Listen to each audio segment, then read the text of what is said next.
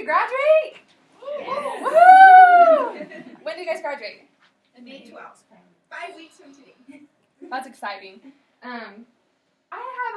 Do you guys books look like this? Mine totally looked like this. We had a pharmacology book, and I was going to bring it, but I left it in Utah. And it totally looked like that. And when I saw that, I just started laughing because that's exactly what my book looked like. So, a little bit about me. I love the beach, even though you can't really see it in this picture. This is like my happy place. These are two of my friends from hygiene school. I have 3 brothers. One of them got married, so I have a sister-in-law. I like to travel and like be outside, so that was in Yellowstone last summer. I did a humanitarian trip when I was in high school, and we went to Bolivia. And then I was lucky enough to, while we were there, we went over and hiked Machu Picchu. So that was really cool. And I'm going again at the end of the month. I'm going to El Salvador to do dental work. So I'm super excited about that. And I feel so lucky that we picked a career where we're able to give back to the community.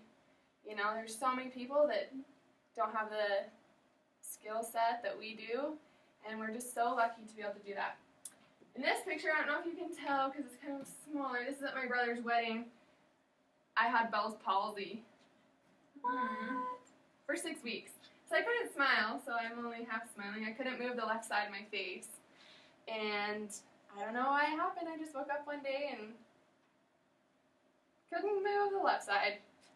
But so I'm glad it came back. You Okay. said you had gone overseas? Yeah, but not anytime near that. Okay, because I was like, well, then it could have been viral from something you picked up over there. Yeah. Were you in hygiene school when you got it? I was. It was my summer in between my junior and senior year. So just take this quiz. I'm going to give you guys like 5 minutes.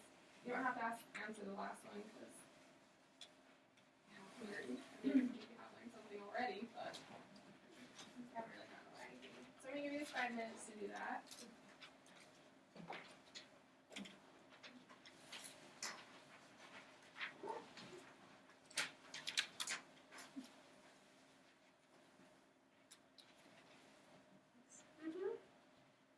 No, thank you guys.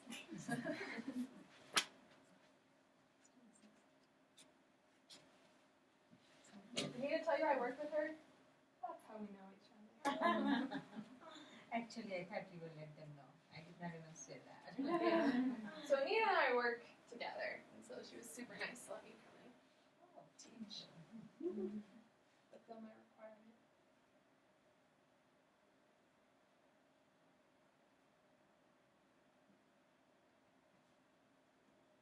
It's good you have off today. House. Meeting one day like that. Are you guys in clinic this afternoon? I told Kim I did not find Cher. She was not here yesterday either, so Yeah, she won't be here today either. So Kim knows about you. The secretary.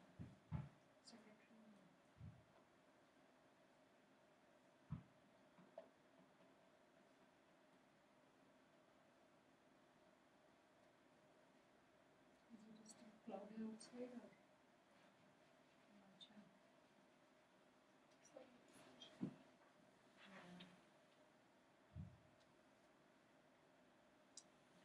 Just gonna stop this.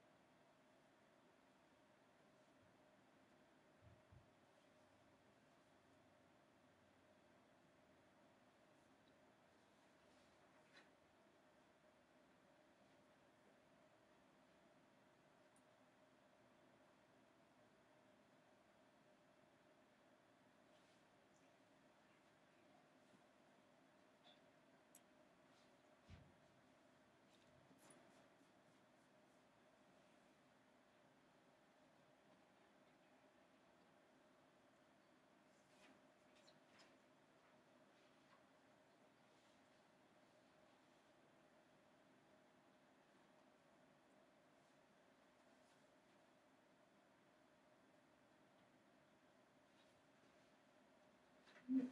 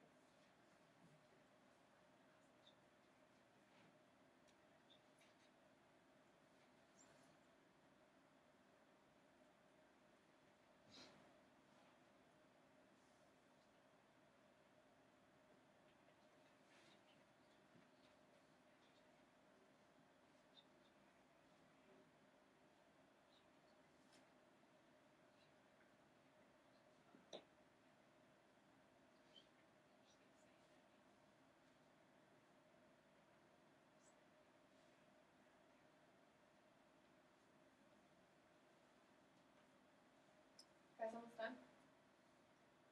Sorry, I know they were long answers.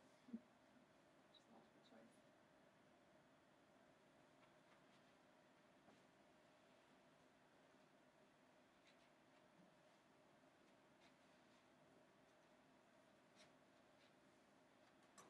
If you're done, if I'll just like dog ear them together so they don't mix up.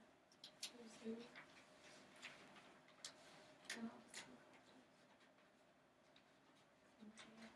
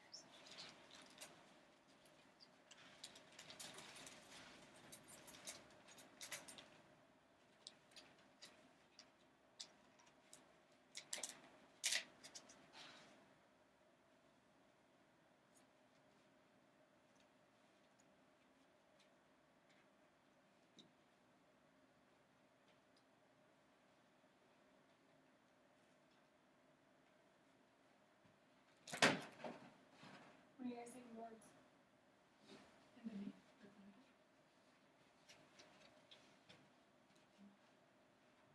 Are you taking any other boards? Written June 2nd.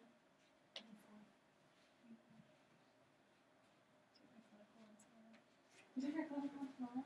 Are you the first in your class to take it? I did the same thing. My whole class took theirs April 26th or something.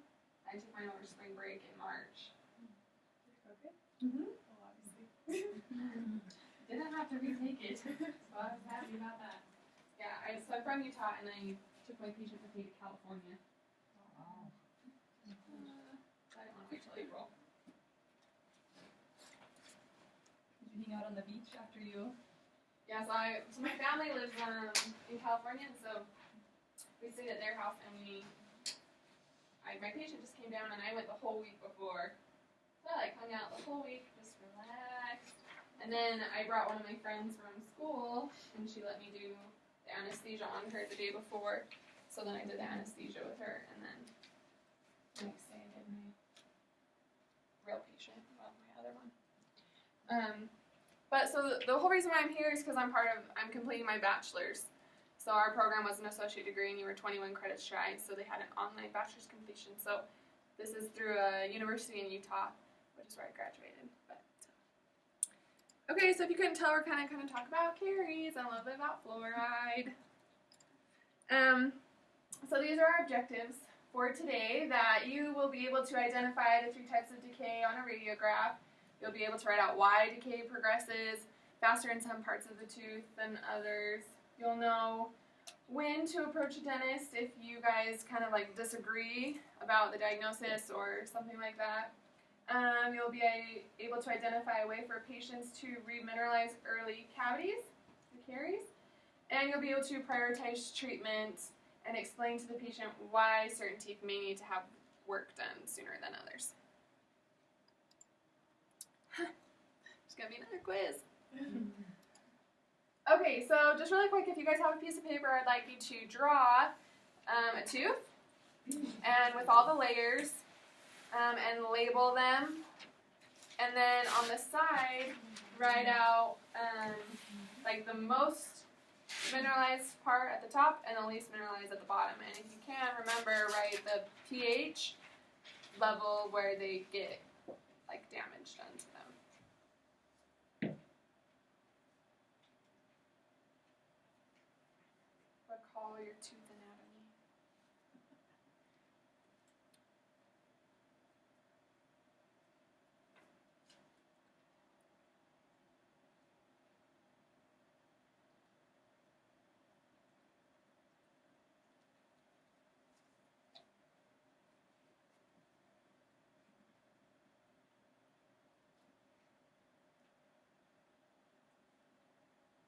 We had done this in dental anatomy too, so they already Don't you know. teach that? Yeah.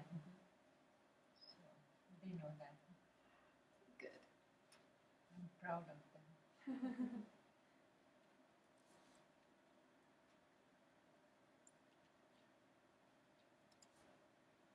Okay, so decay. What is a cavity? What is decay? Anybody define it?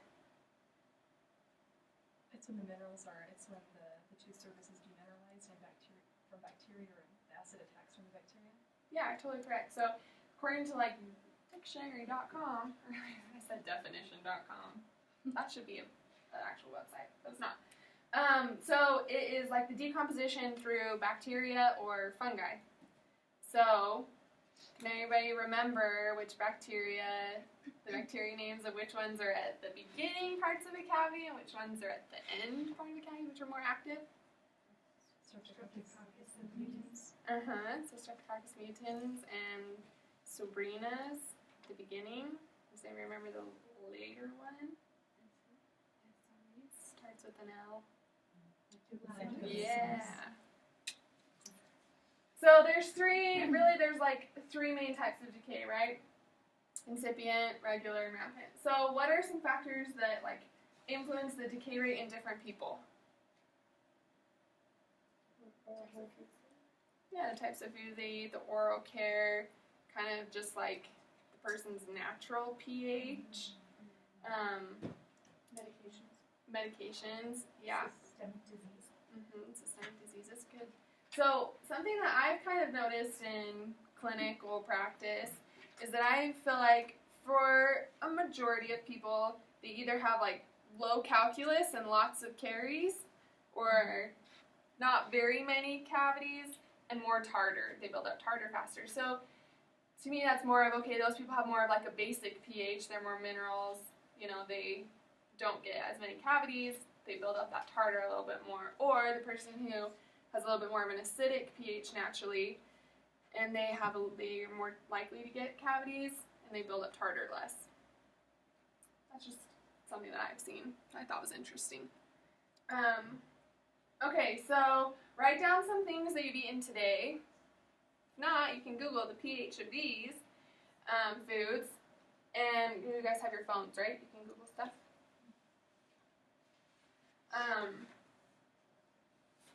So I did this, and I have a chart in my operatory that has lots of common foods and drinks and their pH levels of them. And people are always so surprised when they find out the pH of foods that they're eating, and that they're actually really not good for your teeth, because we know that anything less than a 6.5, right, will do damage to which part? The dentin and cementum, right? And then 5.5 is for enamel.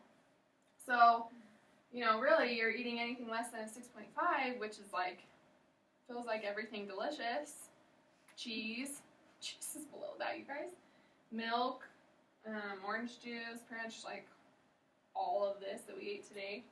So that's something to remind your patients, is just to be careful about what you're eating, and if you do eat a lot of these foods, to make sure that you are rinsing your mouth out after to kind of help bring that back up to a safe zone, or to a more balanced pH.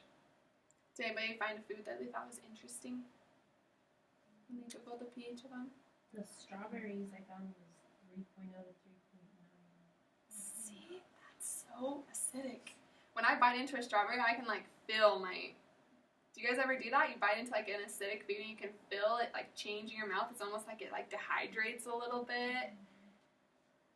I don't know. When I eat a strawberry, I can feel it on my teeth. I love strawberries though, so I guess I don't care that much. Okay, so incipient decay, just easy definition is decay that hasn't broken through the DEJ yet, right? Just a very small beginning carious lesion that hasn't broken through. Can anybody come up here? Does anyone want to volunteer to come up here and point out where a incipient? Oh, okay, you can see it better from here. Incipient decay is? Who wants to take my Tray. Got 3 of them, so. 3 quick parts. Oh, where do you want to go? Go, Jocelyn.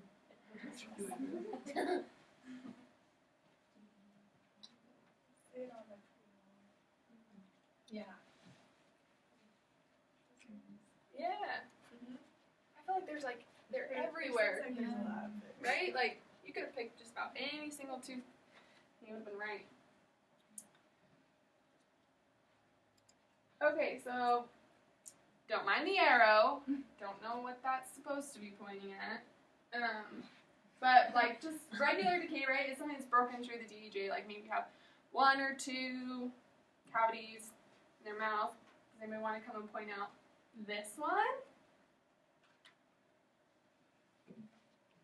Okay, thank you. You adjust your face. You go, girl. Yeah. So you can see, once it's broken through that enamel, it takes off, right? Because the dentin's softer, so it makes sense. It has to bury this little hole in, and then it just explodes out. Okay, and then rampant decay are, large carious lesions throughout the entire mouth. Good choice. I think I know.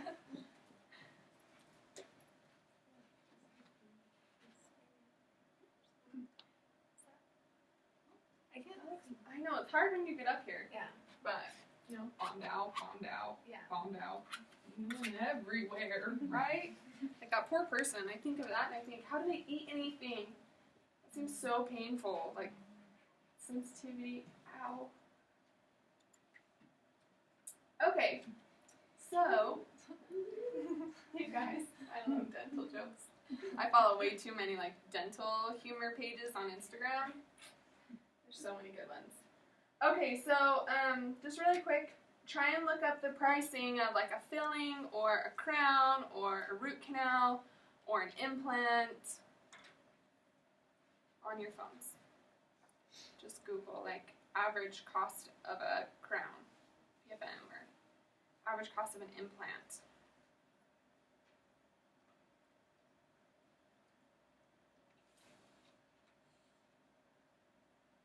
It says a crown can range from $500 to $2,500 for two. Root canal $750 to $1,000 for two. Dental implant $1,500 to $2,000 for two. Yeah. It's crazy, right? So, like, I looked up the pricing that we have at our clinic, which is even cheaper than, you know, like a lot of private practice places. And so the smallest, like, one surface filling is $107. And then, you know, that ranges all the way up to implants, where because we're in, like, a smaller area where there's not very many oral surgeons, the price of those goes way up, right? So you have to extract the tooth, which, depending on if it's like a surgical extraction or just a simple extraction, can be, you know, a couple $100. Then you have to wait for that to heal and maybe put a cadaver bone graft in there, right? 'Cause if it's a molar, then they might have lost a lot of bone. And then you have to wait for that to heal. And then you can put the implant in, which can range anywhere, you know, from $1,500 to $3,000.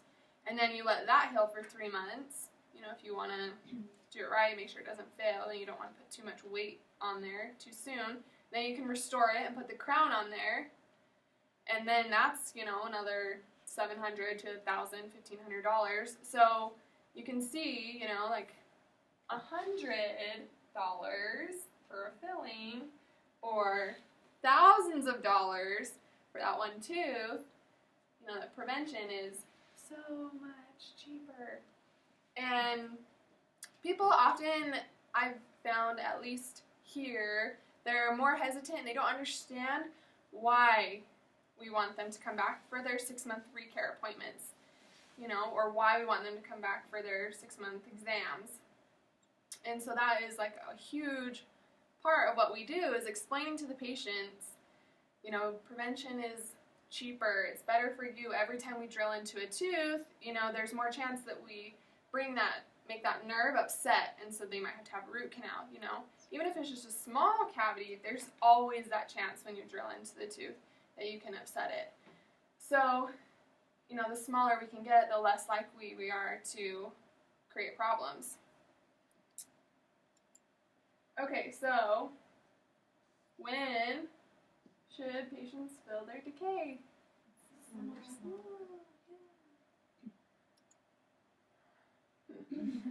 So when I took my boards, I took my written in Vegas last January, and we thought, like, okay, we're just gonna go down and get a hotel on, like, you know, whatever, just on the whim. Well, we didn't know that it was this huge tech hub thing that weekend that's like planned, you know, a year in advance, and so all the hotels are taken. Like, anyone that is worth staying in or paying for is taken. So we got this, like, there's 4 of us. We got this super crappy hotel. We thought somebody had been murdered in there. There was, like, bugs on the floor, and our balcony door doesn't shut all the way. And we're on the ground floor, and we lead out to, like, this patio pool area, right? And so you can just move it, and we can hear all night long, we can hear these people, these guys right outside our door, and so we're all just laying there. So we looked an awful lot like this the next day, going to take our boards. We were like, did you sleep? No, me neither. So that was an adventure. Hopefully you guys get more sleep than this. Okay, so what's one way we can remineralize our teeth? Yeah, we love fluoride, right? I love fluoride. I think the entire world should be on Prevident. Does anybody remember the normal range? The ideal range?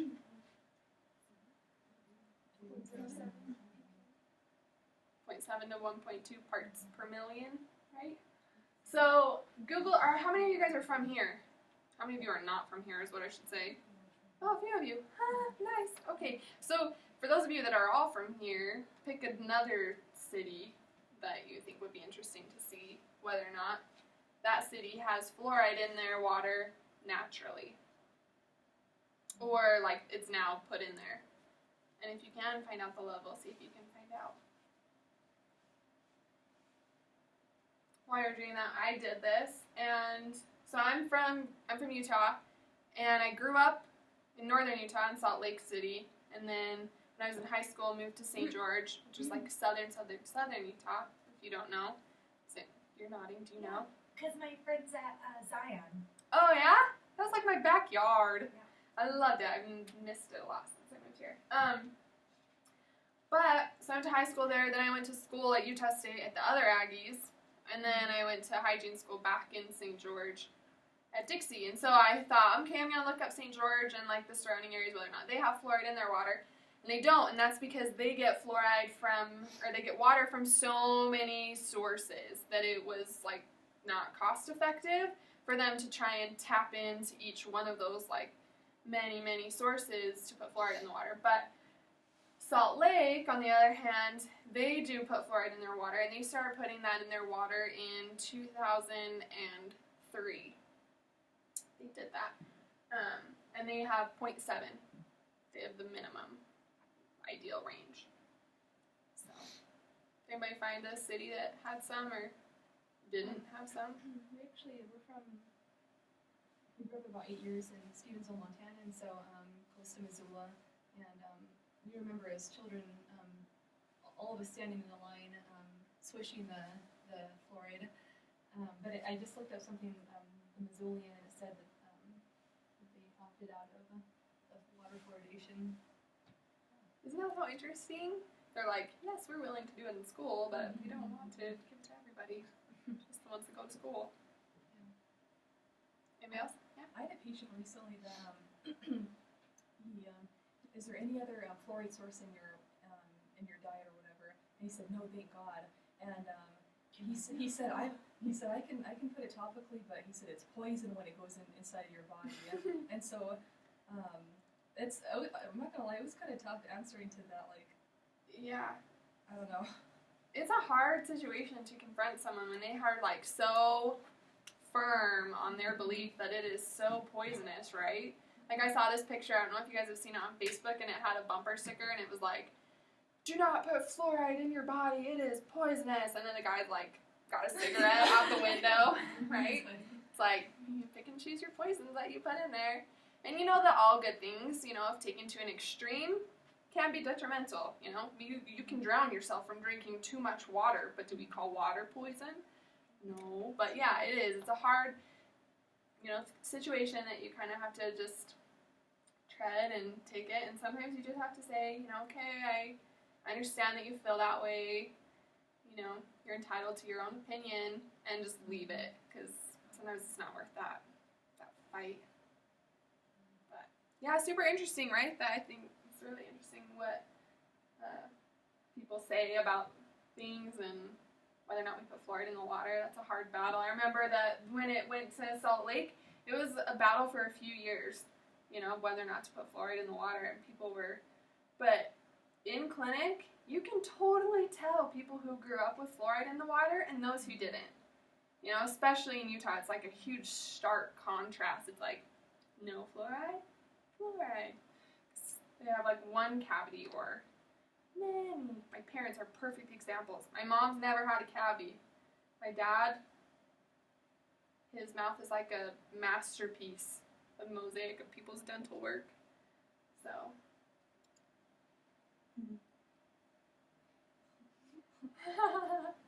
just think this is funny. I feel like this sometimes.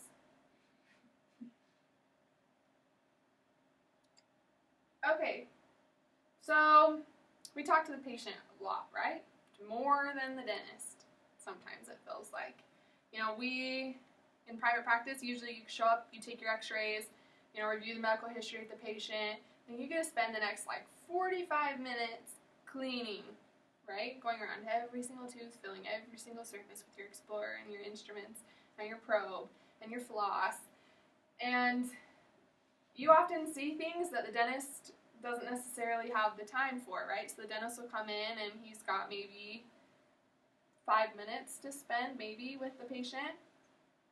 And so a lot of dentists, at least the ones that I've come in contact with or worked for, they really appreciate a hygienist that can talk to the patient and kind of prepare them for things that they're seeing, right? Like, we've been trained, obviously, I can tell by the way you guys could diagnose those cavities on those x-rays. You know what you're looking for. You can see bone loss.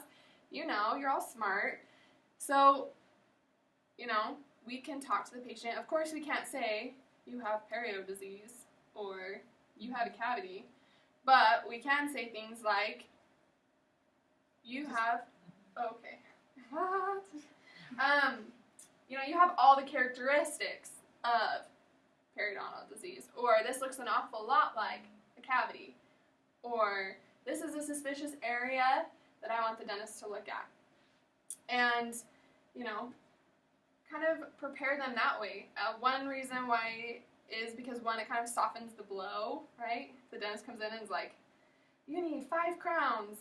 You know, if the hygienist had beforehand had said, you know, okay, you've got a lot of really, really large amalgam fillings, they're starting to separate from the tooth, which means that, you know, bacteria is more likely to get down under there and cause a problem. You know, he might recommend that you need to think about replacing some of these in the future with a crown, something that is a little more protective. So that's really helpful. Do you guys have dentists here that have they like specified whether or not, have you talked to them about whether or not they like that? Have you worked in an office where you're a dentist? I feel like the majority of ones in clinic like you to kind of have an idea before they come in. Yeah. So, you know, in the office that I worked at in Utah, the hygienist was asked to write down on like a sticky note the suspicious areas or the areas that she was concerned about, because, you know, she has had those 45 minutes to go around every single tooth, and he has 2 or 3 minutes. You know, he's just taking a break from a crown that he's doing down the hall. He's got to hurry and get back there. So that's a good skill for us to have and kind of to refine. Okay, so just really quick, I'd like you guys to get in pairs. There's pairs, right? Yeah. Nice. And just kind of like take turns. One of you be the patient, one of you be the clinician, and talk to your patient. Say, like, you know, maybe you need to get them to do a crown, or maybe you need to get them to do just a filling, or they're grinding really hard and you need them to do a mouth guard, but that's not necessarily covered by your insurance. So talk about, you know, the benefits and disadvantages of doing things earlier versus later.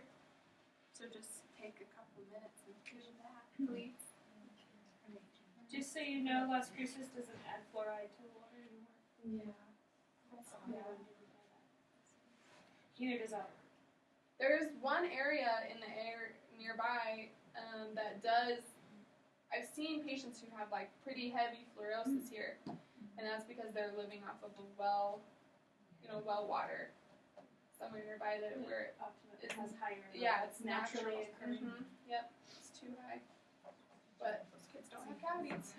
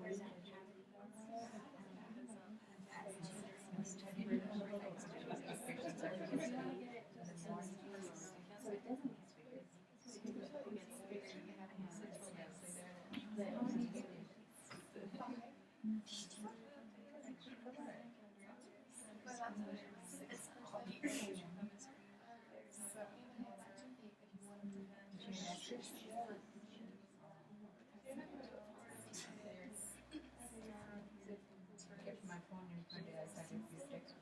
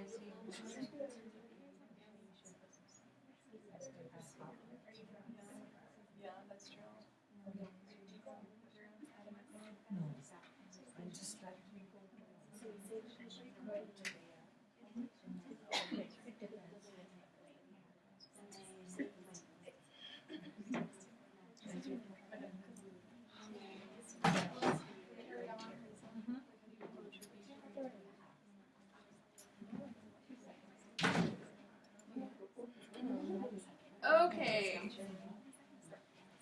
So, what if you guys spend all the time talking about to the patient? You're like, okay, I see some areas, suspicious areas right here and here and here.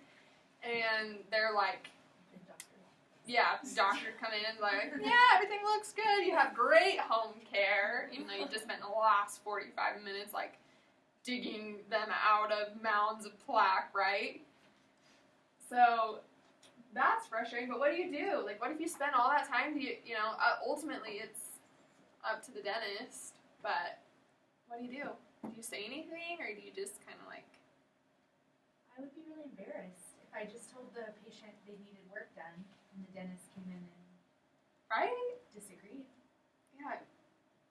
So Maybe I would be like, can you double check this area? I think I may have seen something, or I don't know. is he just missing it or he just doesn't care? What's the problem?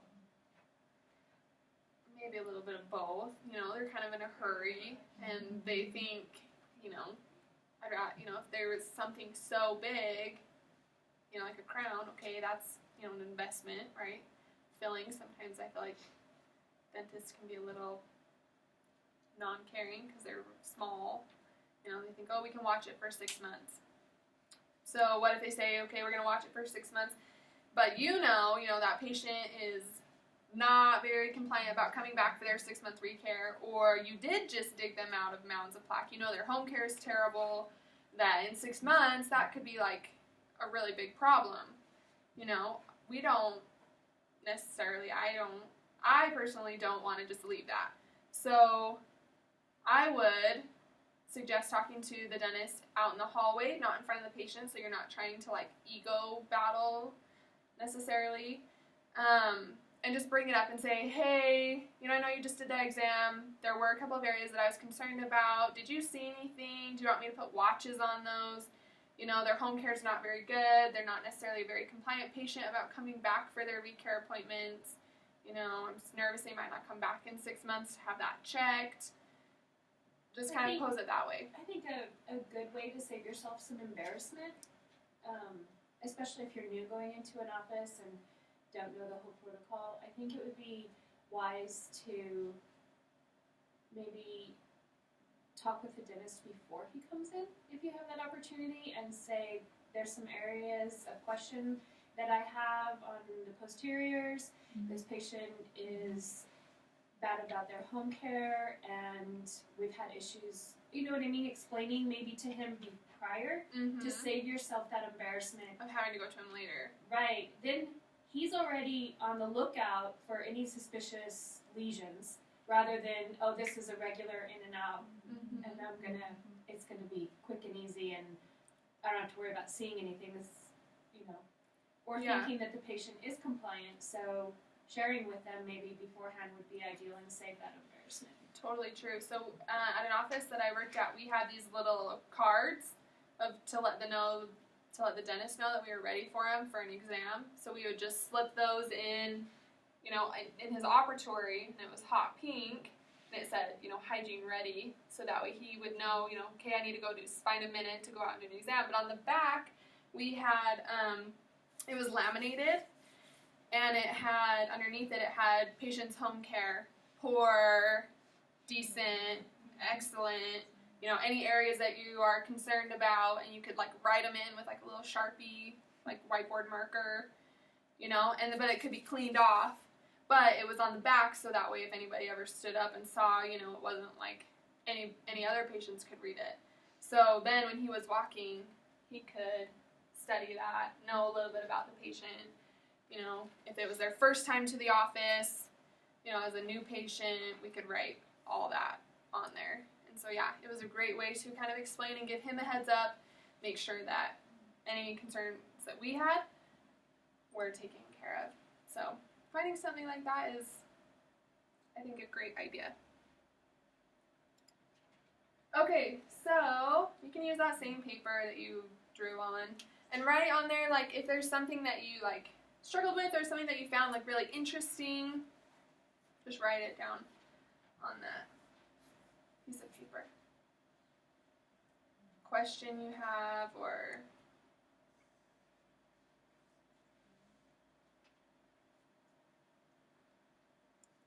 now you're done, you're going to put it on a paper that you don't care about, because we're going to crinkle them up. Have a snowball fight.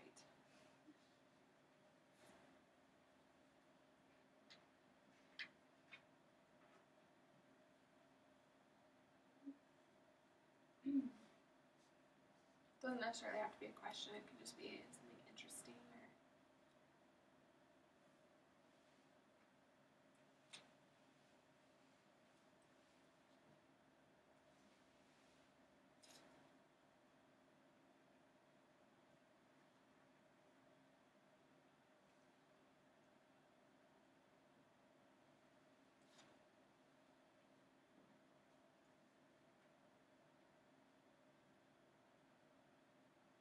and then when you're done, just crinkle it up. Have you guys ever done this before? No? Oh. Do you have another paper? You look apprehensive about crinkling that. Oh, it's because that was the quiz that we took earlier from Gina's presentation. Well, if you don't want all to. the paper I have. No, here. Write it on one of these extra quiz papers. Maybe I'll see one. You can erase your own too. Okay, thank you. Mm-hmm.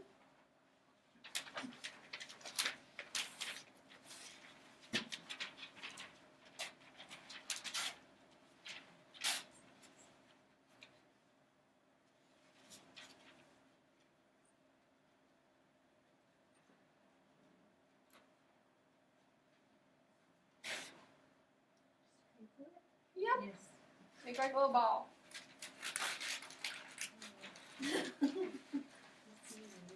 I should have told you guys to bring like your battle gear. Just kidding.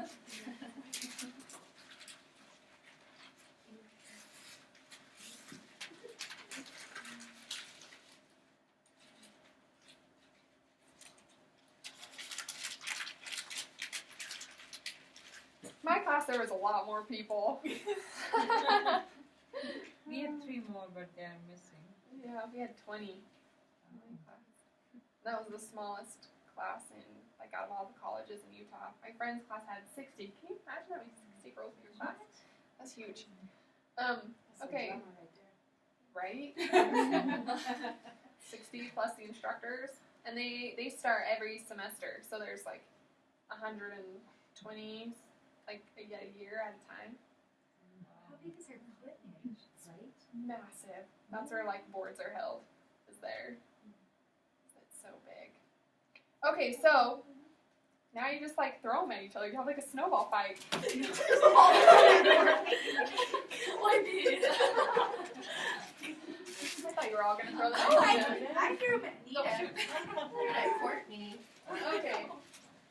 Oh, sorry. So now we're just going to kind of go over them.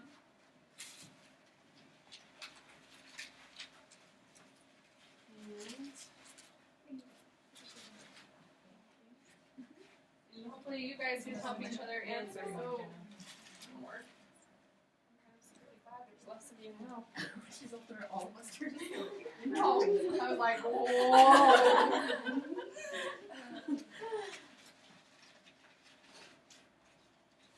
Okay, let's see. Being aware of the pH of the foods our patients are eating.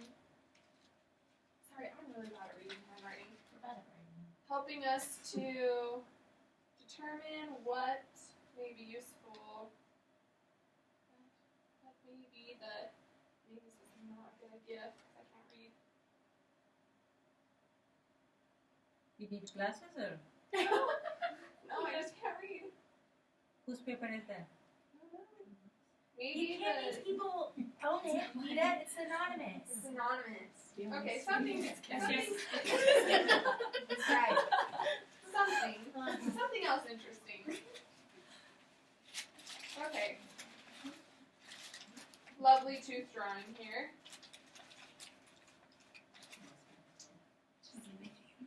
Being fully prepared for the dental exams. Yeah, that's hard. Especially if you don't have like a set time where the dentist comes in, right? So in our office, one of them, right, we had this card. So we got to determine like when we were ready. Other times the dentist would just pop in unannounced and it's like, hopefully you're ready. You know, hopefully you know. But I think that's something that we can kind of do as we go, right? I think you'll get better when you get more comfortable with the specific dentist that you're working with. You know, how he likes it, if he likes you to say anything. There are some dentists that don't want you to say anything to the patient.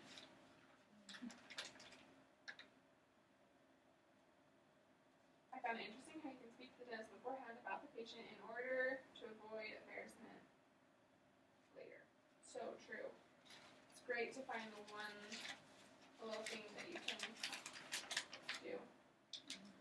Approach people about fluoride who are against it. Approaching people who might be bulimic. Those are hard. Those are hard conversations to have. I had a patient just this week who all of her lingual teeth were like moderate to heavy erosion from throwing up, from stress. And, you know, I just had to tell her, she said she's going to see a doctor about it, try and get help. But, you know, when they throw up, that brings the pH in their mouth down and kind of dehydrates the tooth. So we learned to not have them brush immediately. So, you know, you can brush off that enamel or that outer layer. So, you know, tell them just swish with water, kind of try and bring that back up to a neutral pH, wait 20, 30 minutes before you brush. You know, just kind of educate them. You don't even necessarily have to say anything about them throwing up. You know, you can just say, hey, I noticed you have some erosion. That can be, you know, from lemons, like a lot of people bite into lemons, or it can be from GERD or from throwing up. Just notice that if you ever notice, that happening, just make sure that when that does happen, that this is a good way. So there's good ways to do it. Treatment planning for treatment planning. I think I meant to put for Down syndrome. Oh, treatment planning for. Good question. Did you say for Down syndrome? That's hard. You want them to come back more frequently, but they can't necessarily, or their insurance won't cover it, or it's too expensive for them to come back. So you just try and do the best you can. Teach if food's interesting, right? Like, I had that hanging up in my operatory in Utah. When I moved here, I was called GlaxoSmithKline, the company that does the Sensodyne and Pronel. They're the ones that put out that poster. I was like, can you please send me another one of those? Because I really, really like it. And patients find it really interesting too, and they're like, oh, I had no idea about this. I found it interesting that Las Cruces doesn't fluoridate their water. Why is that? Does it naturally occur? I don't know if it naturally occurs everywhere. I don't know why they opted to not put it in. That blows my mind, why anybody opts to not put it in. And it didn't get passed. It went to vote here. It did? Yeah, and it didn't get passed. So sad. Just shows we need to get out and vote and educate. What's the order of demineralization for the layers from the tooth/dentin and pulp? So, we know the pulp is the least mineralized, right? And then we have the dentin, cementum, and enamel is the most mineralized. So the enamel is the hardest, which is so nice, right? The pulp's not on the outside, it's super easy to get through. So obviously our teeth were smartly designed. Okay, thanks you guys. Let's see. Okay, so if you don't feel like you can answer any of these, let's answer them now. Okay, so do you feel like you can all identify the 3 types of decay on a radiograph? Do you feel like you're able to write out reasons why decay progresses faster in some parts of the tooth than others, or in different people? Why some people have more decay. Do you feel like you know when is a good time to approach a dentist if you disagree with their diagnosis? So not when they're with the patient, right? We know a way for patients to remineralize early decay, right, through fluoride. And there's a lot of ways that we can get fluoride, right? Foam, varnish, topical, tablets, in our water, drops. Anything else? Sure, yeah. Sounds good. Do you feel like you can prioritize treatment and explain to the patient why certain teeth may need to have work done sooner than others? So it's cost effective and less invasive for the patient. You guys ever feel like this? I feel like this all the time. It's I'm just so overwhelmed, so I'm just not going to do it at all. But, so just to add to your busy lives, I'm going to give you a little bit of an assignment. So what I want you to do is to find a patient in clinic that has 2 out of 3 of those types of decay, either rampant and some regular cavities, or incipient and regular, and mark them on paper. Do you guys have to evaluate your x-rays when you take them? Yeah, so you already kind of do this, right? But then I want you to take it to someone that's not that patient, so that way you're not, and someone that's not in the program. So take it to a roommate or a family member and kind of present that treatment plan so that it gives you practice presenting it to someone in a non-harmful situation, right? It's a safe zone. So if you mess up, it doesn't really matter. But practice not using those words, not saying you have cavities here or you have this here. Use those phrases, you know, all the characteristics of a cavity or of periodontal disease, and kind of practice doing a treatment plan and, you know, prioritizing that treatment. You know, where would you start if you were given, you know, you want to start with the ones that are the biggest, kind of, so that they don't get worse, you know, and then move from there. Would you do scaling and root planing before you do those cavities? Are those cavities so bad that you should probably try and restore some of them because they'll be too sensitive for you to do scaling and root planing on that patient? So just kind of put together a treatment plan and then present it to someone, and then write like a one-page-ish paper on like how it went. Did it go good? Did you tell them that they have gum disease on accident? You know, just kind of write about how that went. Okay. That's my references. Google, the Holy Bible of dental hygiene, Esther Wilkins, and then the pricing for the fillings and stuff that came from Van Archer. So, thank you so much for letting me come and teach. Good job. And now you're gonna take the quiz again. We'll see if you learned anything.